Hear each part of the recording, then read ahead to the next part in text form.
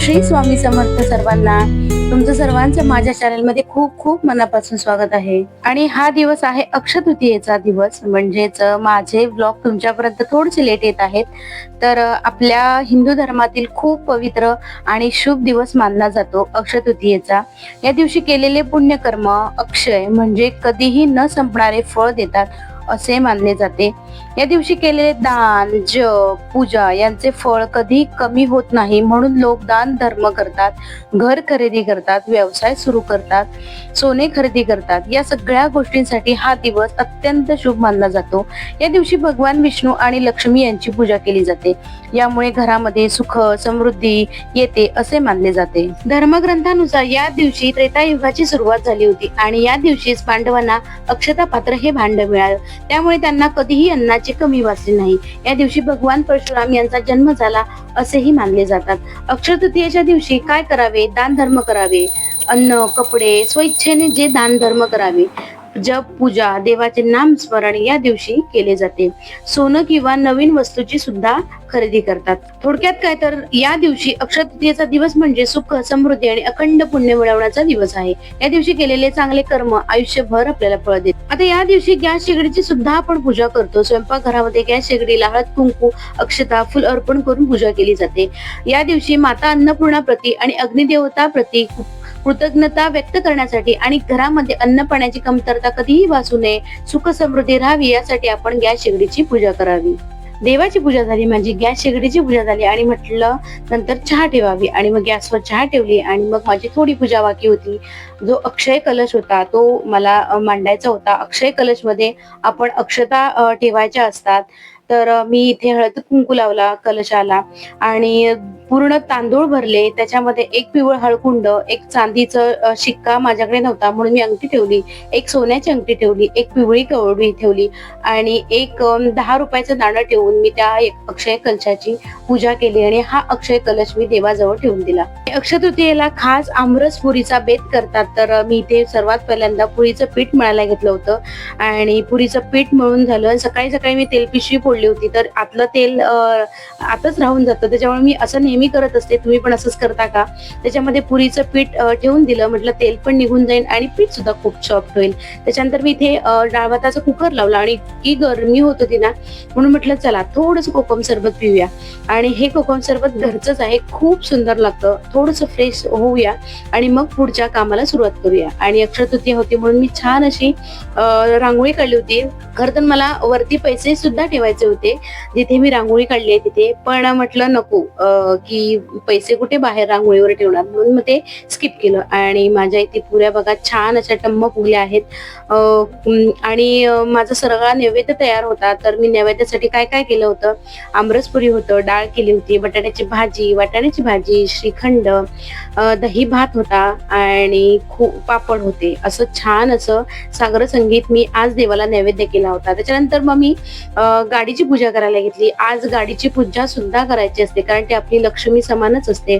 आणि मग सर्वात महत्वाचं म्हणजे मी ठरवलं होतं आज थोडस का होईना सोने खरेदी करायचं. तर जेवण आटपलं आणि मग आम्ही गेलो सोनाराच्या दुकानामध्ये आणि तिथे सोने खरेदी करायला गेलो होतो आणि डोक्यात होतं हे घेईन ते घेईन. बापरे, तिथे गेल्यावर जो सोन्याचा रेट बघूनच ना मला खूपच भीती वाटली. म्हणजे तिथे जे घ्यायला गेले होते ते मी विसरूनच गेले आणि जे हवं होतं ते बजेटच्या पुढे जात होतं. तर म्हटलं चला स्किप करूया आणि थोडस सोनं घेतलं.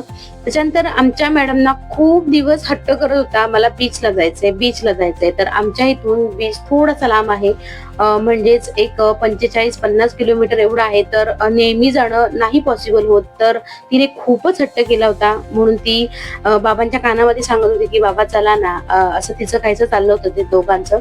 आणि मग ऑन दी स्पॉट म्हणाले बाबा चला जाऊया. आणि काहीच तयारी नव्हती आमची आणि मग त्याच रोडला होतो तर तिचे बाबा सुद्धा बोलले चला आपण जाऊया, बीचला जाऊया. आणि मॅडमचा हट्ट सुद्धा पूर्ण झाला. तर आम्ही म्हटलं घरी येऊन काय करणार, तर तसंच आम्ही बीचला निघालो. आणि आता बीचला जायचंय म्हटल्यावर मॅडम आमच्या भिजणारच. मग घरी आले, तिचे कपडे घेतले आणि निघालो. फायनली आम्ही पोहोचलो.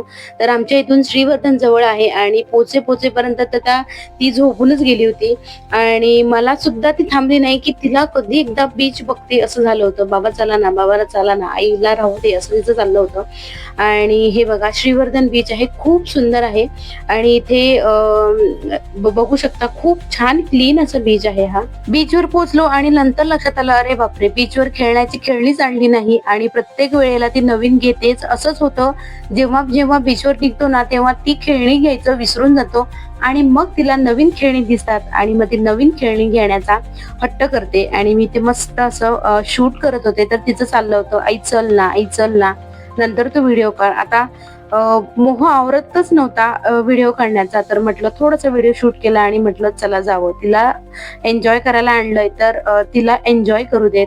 आणि बीचवर उतरण्याचा रस्ता ना मागे होता. मी शूट करत करत आहे ना मी पुढे आले आणि इथून बघा म्हणजे अजून त्यांनी रस्ताच बनवला नव्हता, पण म्हटलं एवढ्या मागे जाण्यात वेळ घालवण्यापेक्षा इथूनच उतरावा. आणि मग फायनली हळूहळू हळू डेअरिंग करत मी इथून उतरले. आणि पाणी बघताच ती एवढी खुश झाली होती ना, कारण सारखं सारखं इकडे येणं नाही होत, कारण हे आमच्या इथून जवळ नाहीये, थोडस लांब आहे. आणि आता हे उन्हाळ्याचे दिवस आहेत, त्याच्यानंतर पावसाळा चालू होईल, मग येणं काही शक्य होणार नाही.